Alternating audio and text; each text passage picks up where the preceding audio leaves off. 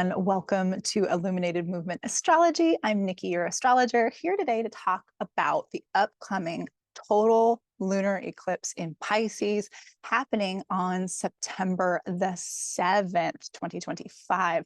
So in this video, I'm going to break down what this moon means for the collective and also how we can use this in our own personal life.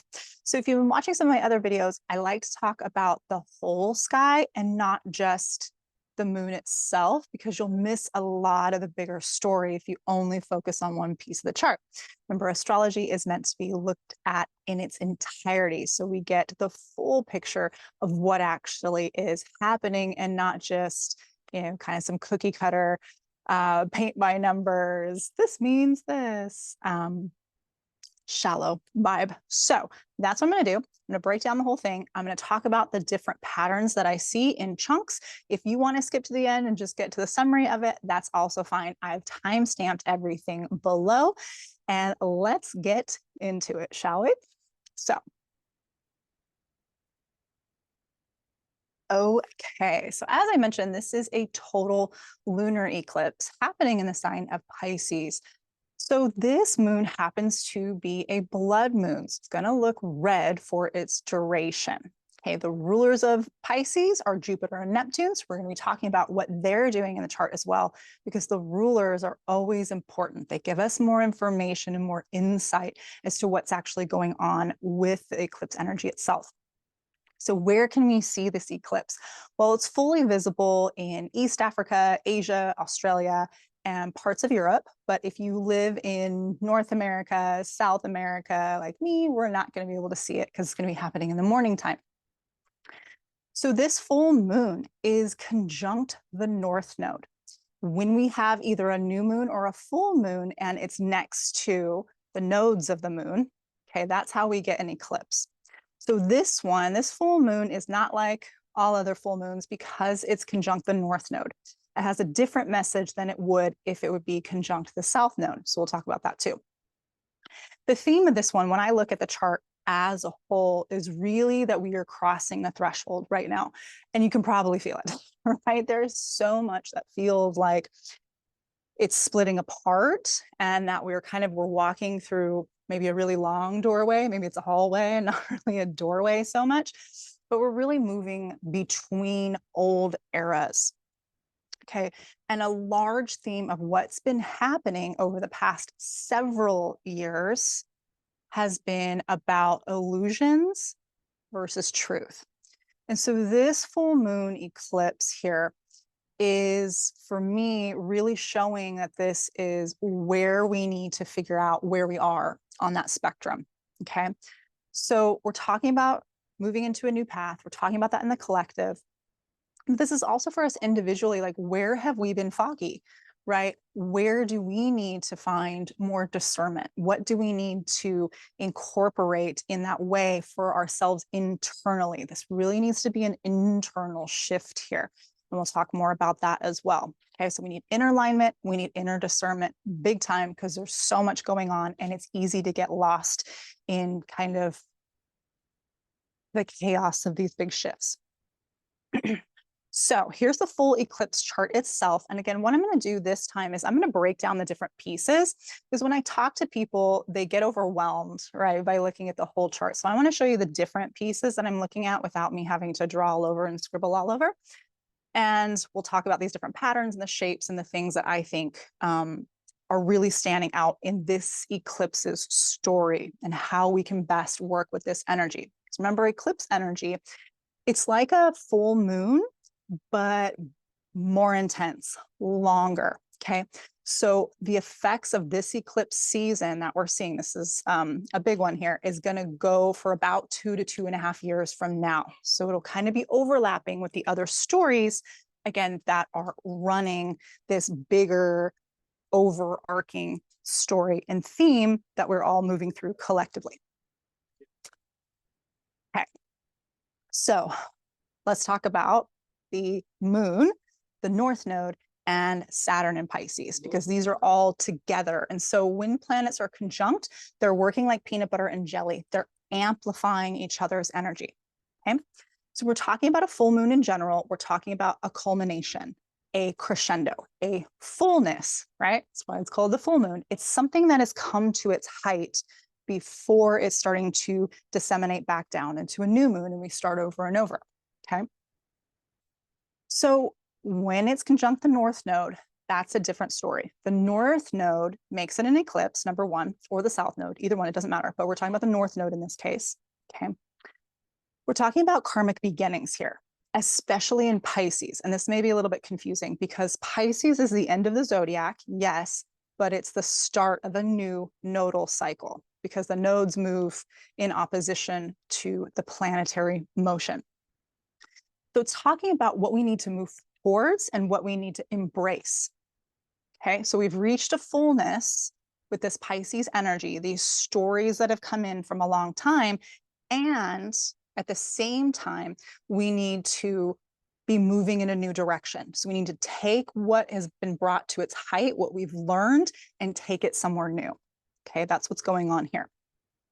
So with this eclipse, it's like if it were to be the other way around, or this was a solar eclipse, okay, where the sun is a new beginning. Okay, the moon is the fullness part. So if we're doing the solar eclipse, it's more of a new beginning in a bigger way. If we're doing the lunar eclipse, it's more of a closing type of energy or a reaching a height kind of energy, okay? But this one, because it's conjunct that North Node, it's like a song that just drops you right in, right? There's no kind of like slow, maybe a few chords, a couple of notes before we start singing and we get to the big part. Or it's like an action movie or something where you're just dropped right into the middle. There's no opening credits. There's no getting to know the characters. It's just bam, you're in the middle. That's what this eclipse is going to feel like. It's like, boom, we're just being dropped in the middle of the action. The song's already going. We are being launched out of the gate. Okay. So when we're talking about these Pisces themes, some of what we're talking about here is a bigger closing chapter. And I've talked about this in other videos as well. I talked about this in the Saturn and Neptune conjunction, which is a big story of 2026 and going forward. We have these Pisces themes from 2011 and 2012 when Neptune first entered Pisces on this new cycle. So it's closing out a 165-year cycle, okay, from the last time it was in Pisces. And it's also closing out a 14-year cycle, okay? Remember, astrology is in layers. So we have to look at how the layers are stacked up. Where are they converging? Where are they coalescing? Okay, so this is part of what's happening. Then we also had Saturn. Saturn went into Pisces in 2023, and it's on its final retrograde through Pisces, meaning it's going back into Pisces. It's going to clean up whatever we need there. And then it's like, all right, guys, I'm out of Pisces. I'm done. Not going to be here again for 30 years. Okay. So we have a really big culmination of energy happening right now. Saturn is also at 29 degrees. When a planet, especially a slower moving planet like Saturn, like Uranus, the outer planets, when they slow down like that, they get more punch, they get more power, they get more of our attention. So Saturn is a huge player here. And when it's at 29 degrees, it's kind of like the end. And we'll talk more about that. Okay. But this is going to make this eclipse feel a little bit more heavy, feel a little bit more urgent. Like we have got to figure stuff out now. Okay. And we'll talk about that and break that down a little bit in a second. So we're looking at our cosmic wake-up call with this moon North Node, Saturn at 29 degrees retrograde, all in Pisces, right? This is to make sure that we stop outsourcing our authority to illusions, to delusions, to false utopias, to false ideals and ideologies, to glamorous artifice, to victimhood glorification, to escapism, and all forms of collective and individual unaccountability. Okay, we have to do that. We also need to move past over-identification with suffering, with labeling everything. Okay, that's a shadow actually of Virgo. With immaturity, with refusal of healthy boundaries and healthy borders of things in our life. Okay, Pisces just wants to be wide open to things, right? It's the most open of all the signs, but it's also the closing of the zodiac before we begin again in Aries. So think about all the things that have gone on for the past 14 years. Okay, there's of course other things that have happened in the zodiac, but we're talking about this Neptune and Pisces energy. And then look back over the last 3 years. Okay, what has gone on for you? Where have you felt lost at sea? Where have you felt woken up? Where have you had your beliefs challenged? Where have maybe you been really critical? Where have you not wanted to look at reality? Because reality is kind of hard to look at right now, right? What are those pieces for you? Because it's all going to be different for each of us. Okay. But that's what we're looking at. Saturn says it's time to grow up, it's time to mature. We got to make sure that we have a container to work within, because wide open floodgates, unbridled, unchecked all the time, it's too much, right? It actually weakens things and creates a collapse, which is okay. It's part of our evolution, right? It's part of this let the floodgates open, overexpand, because we have to bring it back again. Okay, right? Remember, nature and the cosmos, they're constantly expanding and contracting in ways that sometimes we forget as humans down on Earth. This is a reminder of that. Saturn's coming in and saying, hold up, pump the brakes, right? We need more of a container here. We need to be more serious. We need more accountability. We need to take what we've learned, all this wisdom that we've gained, and do something with it. Okay, do something constructive with it.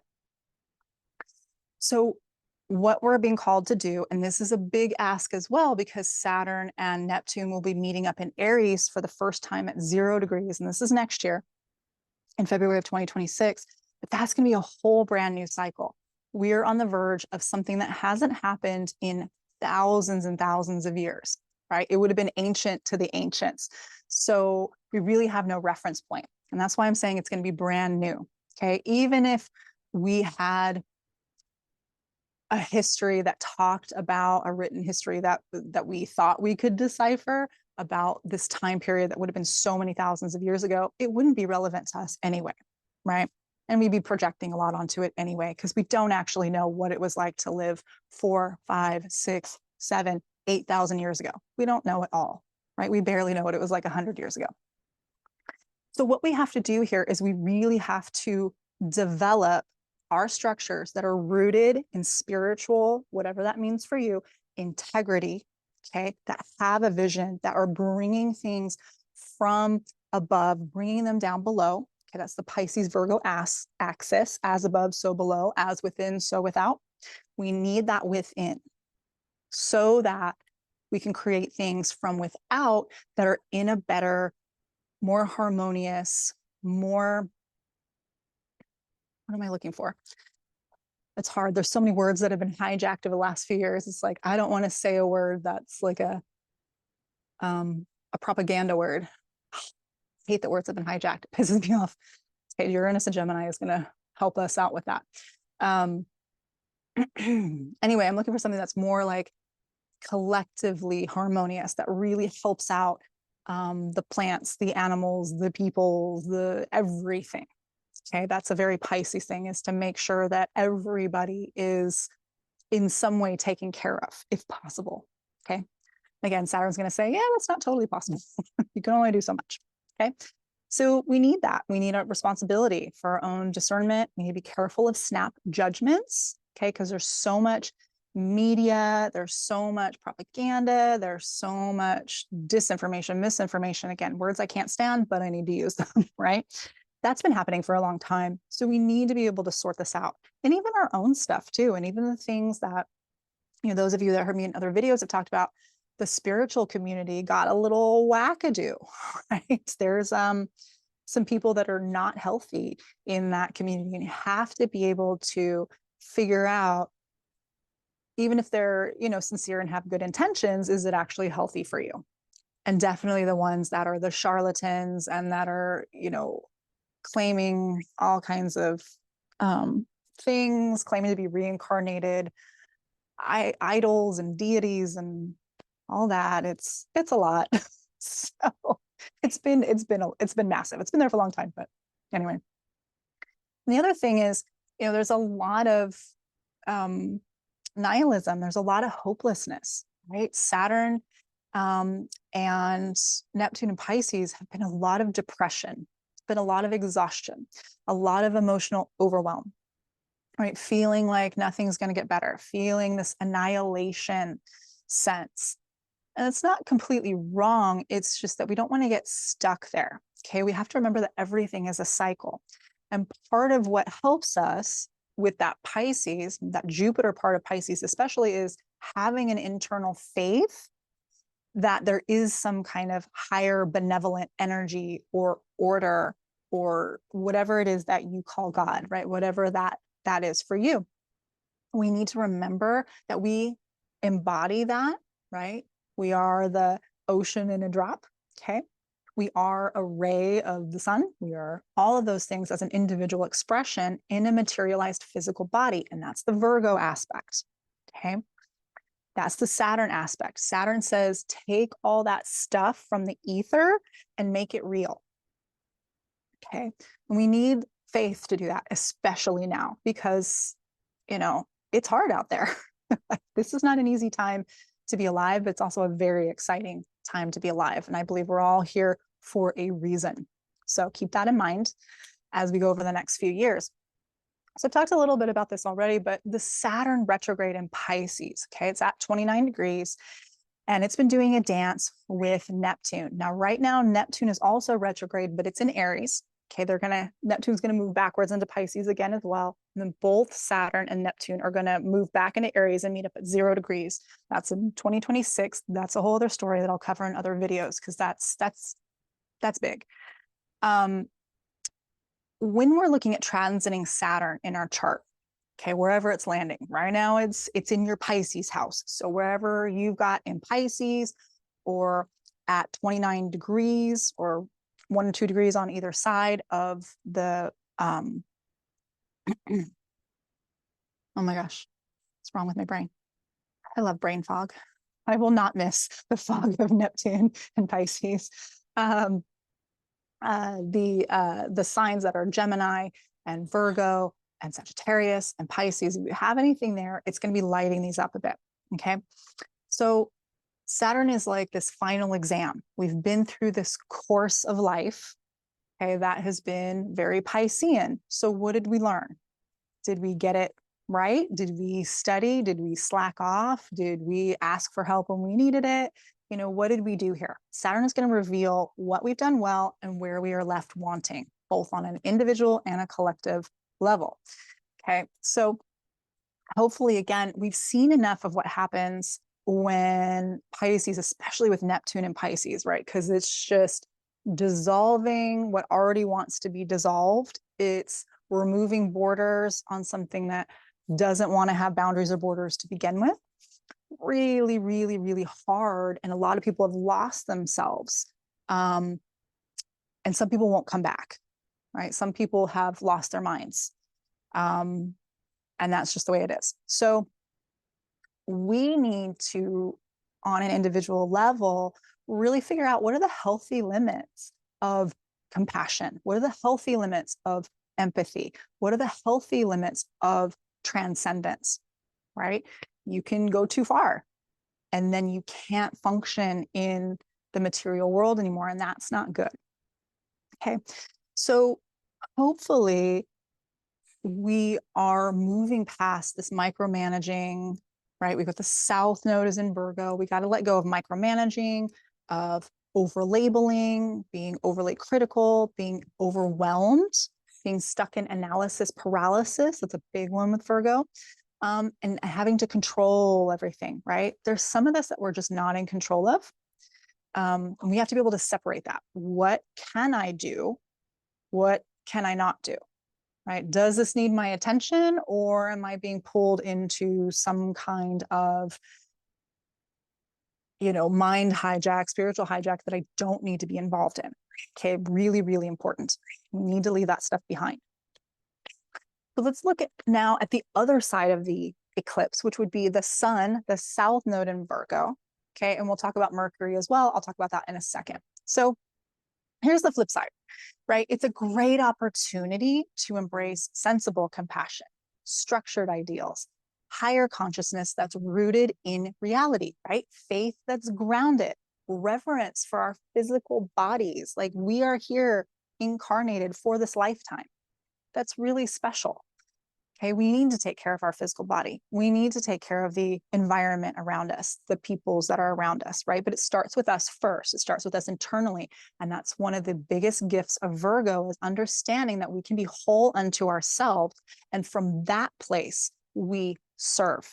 Okay, Virgo and Pisces is the service axis. But what can happen is if we get caught in being of servitude, getting enslaved, martyrdom, right?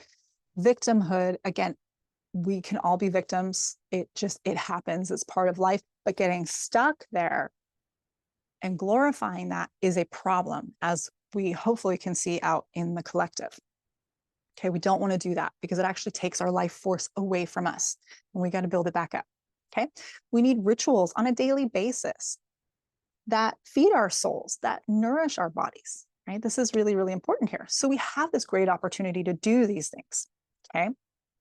We are also on a collective level being pulled out of this paradigm of experts, okay? Virgo has to do with repetition, doing things over and over to become a master at it. It's an apprentice and mastery type of sign.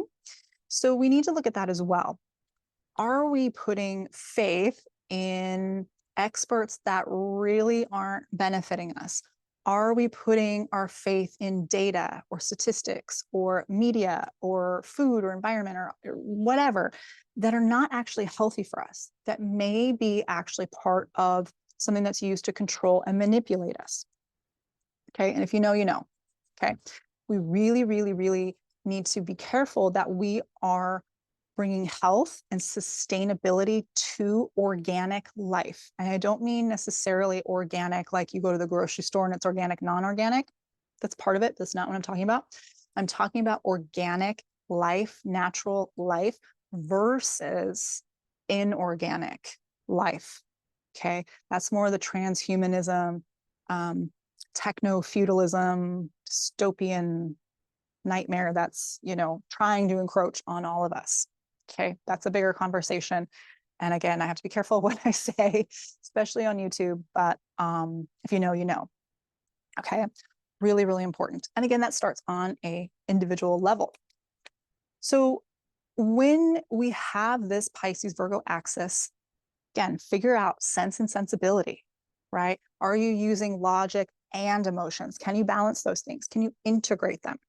Because we can't just be all logic, which would be the Virgo Mercury kind of over-analysis side, and we can't be all just lost in the sauce. Okay, that doesn't work either. We need both. So because Mercury is this ruler of Virgo, we actually are getting potentially some help from Mercury here. Okay, Mercury likes being in Virgo. It's like, I'm at home, I know what to do. Okay, we need some rationality because there's been a lot of too much emotions. Okay, we need to be able to cut through the noise. We need to get grounded. We need to get stable. Okay, we need to simplify things. Virgo is very good at separating things. So use it to help you simplify. Again, cut down the noise, the chaos, and get into what do I really need? What's essential for my health and my well-being? Okay, really, really important here. Keep your mind healthy, big time. So let's look at some other aspect patterns here. Now, I talked about the rulers of the eclipse are Jupiter and Neptune. I'm going to focus on Jupiter first, and then I'll talk about Neptune. So Jupiter here is making, if you can see that triangle shape, Jupiter is at the bottom. It's in Cancer currently, which is a sign that Jupiter really likes to be in. It's exalted, okay? So it's happy there, and that's great. It's making a supportive aspect to the eclipse. That's also great, okay? So what we're looking at here is we're looking at a focus on our roots, okay, with Jupiter and Cancer, our sense of belonging, our memories, and our desire to nurture and protect. So this is also something that's influencing this lunar eclipse. When we're talking about Jupiter here, Jupiter likes to expand and to elevate. Okay, that can also be problematic. Okay, we have to watch out for overdoing it, right? Overconsumption. But what we're looking for here is helping us return to authentic care for family, whether that's your blood family, your tribe family, your chosen family, your animal family, okay, whatever that means to you. What we're emotionally attached to that's meaningful for us, nourishing what's home, right? The crab carries its home on its back. It has to shed that home, okay, when it outgrows it, and then grow another one. Or some crabs find, so the hermit crab finds a new shell when it grows bigger, right? We're being asked to do that right now as well. We need to do that for ourselves. And again, also to sustain organic, natural life. We need those things. Okay, we need to get back to, in a sense, caring. Sounds funny, but caring about our neighborhood, ourselves, right? Nourishing and protecting the things that need our help. Cancer is really good at that. Okay, it's part of that maturity axis with Capricorn. It starts out with the young, vulnerable, small things and helps them grow to maturity, which would be that Capricorn side. Okay. With all the collapse that's happening, with all the disinformation, with all the, for lack of a better word, death throes of the old order and their desperation to cling on to the systems they've been trying to build that are not healthy, that are not sustainable, that are not helping us, even though they have been coding them. And this is a big age of Pisces thing. They've been like wearing like wolves in sheep's clothing. They've been putting on these coats of, oh, I'm protecting the environment. Oh, I'm protecting children. Oh, I'm helping women. And none of that is true. So that's where we have to have this discernment, right? To look underneath that and say, yeah, are you really doing that? Or is this just about control? Okay. So we need to protect life at the roots, at the intrinsic levels. Okay. And we need to do that again on an individual level so that it ripples out. Looking at another Jupiter piece here. So Jupiter is also making a square to the planet Mars, okay, which is currently in Libra. So squares are tense aspects. There are two things that run into each other, okay? So it's a bit of a clash, but the great part here is it's dynamic energy. And if you can get that clash to integrate, it's magic, okay? That's where really, really great things can happen. So what's happening here is we have a bit of a clash between protection and nurturing, okay, and justice and relational conflict. That would be on the Libra side. That's the Mars side. Talking about the Jupiter side, nationalistic and familial protection versus on the Mars in Libra side, social contracts, our alliances, right? We're talking about on the Jupiter side, our emotional needs. On the Libra side, logical diplomacy, right? Again, we have to be able to integrate both, hopefully, okay? So collectively, what is this looking like? Well, it's definitely looking like culture wars, right? Over family structures, over social justice, over national identity versus globalist agendas. And I say that specifically because this is not about opening up the world and merging and mixing with other cultures, which is a beautiful and amazing thing, right? That's a beautiful thing. I'm talking about something else. Okay, so hopefully you understand the difference. Yeah, I'm just going to leave it there. So hopefully you understand the difference there. It's shaping up for fights, right, over individual rights versus these so-called governmental protections. Okay, we can see this big time in the UK and all of its individual nations that make up the UK. We can see this big time in Europe. It's definitely happening in America as well. South America, Asia, the Pacific Islands. It's happening in Australia, New Zealand. Like this is a global issue. Okay, this is a collective issue. So we're also looking at, again, this clash between how do we feed and sustain life organically versus non-organically, okay? Like Bill Gates, one of my least favorite individuals ever, talking about getting rid of cows again, why he doesn't plant trees. right? There is a faction, unfortunately, of humanity that does not want organic life anymore. They're really trying hard to get rid of it, and they're doing it under this cover of altruism. Okay, we have to be really aware of that. Not terrified of it, but aware so that we can stand firm in our own, again, our own faith, our own internal structures, our own beliefs, our own sense of security, so that we can push back on it and say, nope, I'm not playing that game. Okay. Yeah. So those types of things are kind of what's coming up in the collective. Now, Jupiter and Mars here, when they're clashing, they're showing us the need to, again, individually push back, right? And to hold firm on injustice on a mass scale through diplomatic and peaceful ways. And I know that can be hard, okay? But that's what we need to do to the best of our ability. Be calm, be logical.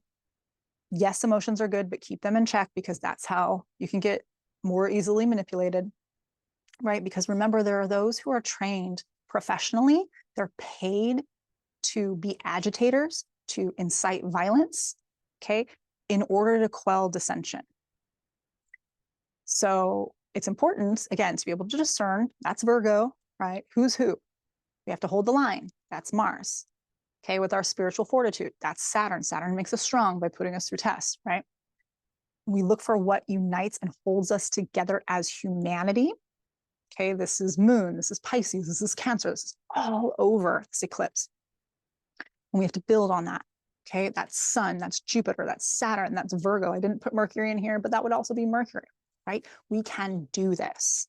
We really want to say we can do this. It's not necessarily going to be the easiest thing we've ever done, but we can do it.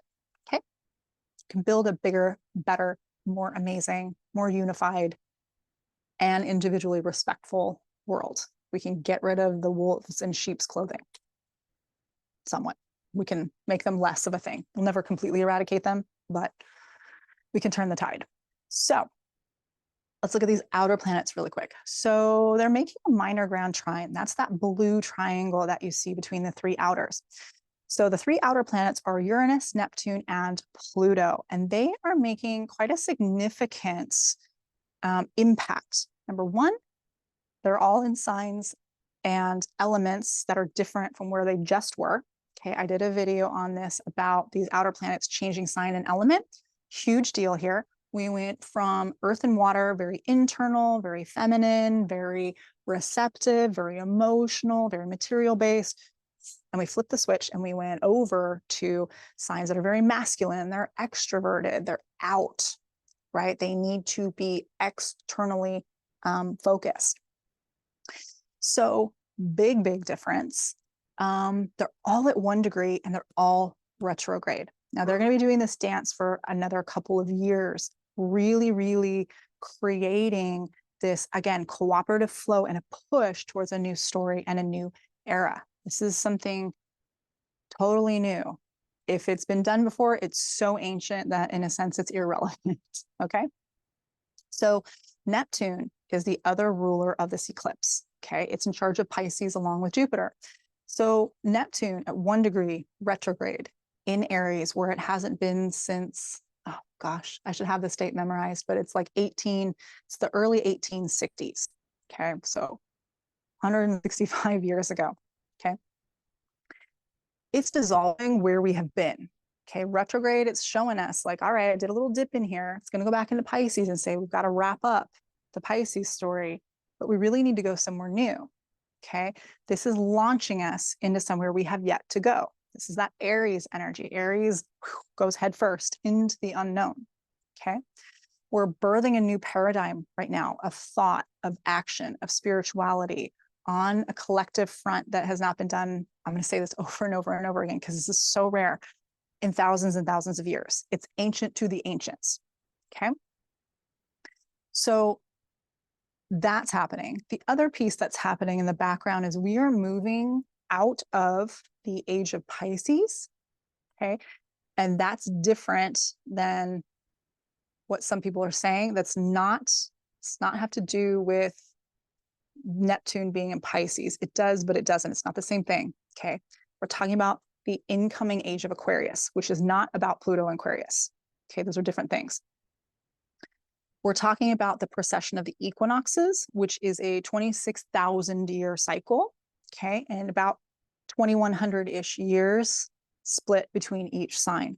So we've been in this 2,000 plus year cycle of age of Pisces. This is part of the delusion of Pisces that's breaking apart, right? Again, seeing all these people that are acting altruistically, that's a Pisces thing, but it's inverted. It's not right. Like, how can you tell me you're saving the environment by wiping out all the animals and the ecosystems? That doesn't make any sense, right? It's inverted. Okay. Sorry, there's a helicopter coming overhead. Hopefully you can hear me. The incoming cycle age of Aquarius is another 2,000 year cycle. It is not Pluto and Aquarius. It's not the same thing, although Pluto and Aquarius is amplifying the transition. Okay. And again, when we look at these long cycles, they're not like stop start.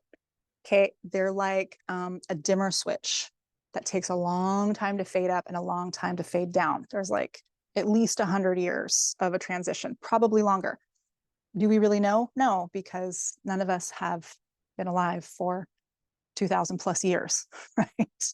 So we don't know what this is like, but we're in that time period. Okay.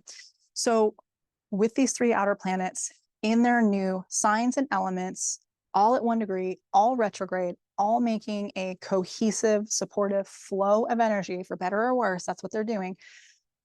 We're talking about this long-term unfolding story of Uranus and Gemini, okay? That's shaking up communication, right? Tech, media, language, education, words, all of those kinds of things are changing rapidly. Neptune in Aries, we're talking about dissolving and reimagining our collective identities. Neptune is a collective planet, Aries is a personal sign. So they're coming together. We need to do something different on an individual level that affects the collective. Okay. We're talking about spiritual purpose there as well. And spiritual purpose is not the same thing as religious purpose, although we are seeing some of religious clashes happening as well. And that will continue for a little while. But again, that's another story. So Pluto in Aquarius, right? That's restructuring power systems. It's restructuring what we think we have known. Okay. On a collective level, on a group level, it's dismantling all these, again, so-called altruistic systems that are actually focused on totalitarianism. They're focused on enslaving humanity, and they're doing so in a way that looks altruistic, but it's not. Okay, you have to be able to discern these things. And we're talking about the reclamation of individual systems that are based on cooperation that helps the collective. Okay, we are not forcing behaviors like Larry Fink, such a perfect name for Fink, for that individual in the WEF. Okay, we're not doing that crap. So don't skip this piece of the puzzle when you're looking at transits, okay? This is big. This is the background energy from which other things on the front are being added, okay? It's like if you've ever been in a theater, like an actual like box theater where they do plays and operas and things. There's a backdrop all the way at the back, right? And there's things in front of it called wings, and they build this 3D stage the actors can move in and out on. So remember the backdrop piece, Uranus, Neptune, and Pluto, okay? And this huge reclaiming of individual freedoms and rights to cooperate and create a better world, okay? We can do this. So last piece here, we're talking about Venus. Venus is making an uncomfortable aspect to the moon specifically, but there is a little bit of energy with that North Node in Pisces as well. So Venus is the planet of what we value, what we like, what we attract, what we find pleasurable, okay? It's making an uncomfortable aspect to the moon in this North Node in Pisces because Venus is in Leo. Okay, Leo and Pisces, when we have a quincunx energy like this, it's like the two signs have almost nothing in common. And what they do have in common, they go about in a completely different way. It's the aspect that's called the blind spot. Okay, both planets are there. It's just that they can't really see each other. Okay, so it's like if you've ever gone to change lanes and all of a sudden there's a car in your blind spot and you're like, whoa, where'd that come from? Well, it's been there. It's just you couldn't see it. So that's what's happening between this Moon North Node, part of the eclipse, and Venus right now. So we have Leo, who wants, again, individuality, right? Pride and creativity and personalized human love, right? Leo is the connection point between us as individuals, right? Wants to be, again, this independent individual shining ray of the sun, right? Leo is ruled by the sun. So we all have this piece of us that wants to be loved, to give love, to be creative in whatever way we're called to do, right? It's completely individual. And that's what's so beautiful about Leo is we all have something unique to share. We're all a piece of the sun, right? So Pisces is the totality, right? It's like all creation. It's not just the sun, not just our solar system, not just our galaxy, but the whole universe. Okay. So there's this encompassment, there's this like transcendence, there's a nebulousness to it, there's a yearning to Pisces because it wants to just be all that there is, right? And return all there is back to the one source or the one God or whatever it is that your belief system says for you. So it's non-special. Leo wants to be special, Pisces non-special, right? It's this diffused love for all things, where Leo is a little bit more personal. It's love for things, but again, it's on this individual, like I love my spouse, I love my best friend, I love the play that I performed in. It's that kind of more personal attachment where Pisces is just like, oh, it's everything, okay? So we're going to feel like the pull between these things. And again, this is a theme of this entire lunar eclipse is this pull between individual and collective. Okay. There's just one more piece of like, I want to love things and be special and be creative. And this pull of like, yeah, but you have to think about everybody else and all things else, everything that could ever possibly be. And it's like, wow, right? So the red thread here, again, is that love and creation. So we want to focus on love and creation, right? What we do and what we share, coming from an individual level, what we can give back. That's the throughway, but it may feel like we can't do the same thing at the same time, or if we do one side, we're not honoring the other. And so there's a little bit of kind of a, not even necessarily a tug of war, but just like a mismatch. Okay. And again, this is all over this eclipse. So it's fun. All right. Let's do a final recap here. So if you watch the whole video till now, here's kind of your screenshot. You can keep this and have this recap for yourself. If you skipped all the above and you're just coming for the recap, great. Here it is for you. If you want to go back, you can go back to other sections. So eclipse, huge launch point from the age of Pisces and the recent transits of Neptune and Saturn through Pisces, okay, to something entirely new. We need to take what we have learned and integrate it. We need to hold it on an individual level so that it resonates out in the collective, okay, so that we can take it going forward. The Moon, North Node, and Saturn, these three together are pushing us out of denial and delusion into spiritual maturity, okay, that integrated internal pillar, okay, from which we need to operate going forward. The Sun, South Node, Mercury, showing us that the old systems are fraying, right? The old systems of control, they got to go. The inorganic, if you know, you know, it's got to go. We need to focus on the as above, so below. We need to take the things and make them real, okay? Outer planets, that minor trine we just talked about, that triangle, says we're not just ending a cycle, right? We're opening this multi-generational, big portal, threshold, doorway into new paradigms of communication, of power on an individual and collective level. It's spirituality, right? Jupiter in Cancer, Mars in Libra, right? All of this is highlighting that the shift is going to play out in terms of borders and alliances and what family and tribe and nation means, what we are emotionally attached to, what we need to nurture and protect. Okay.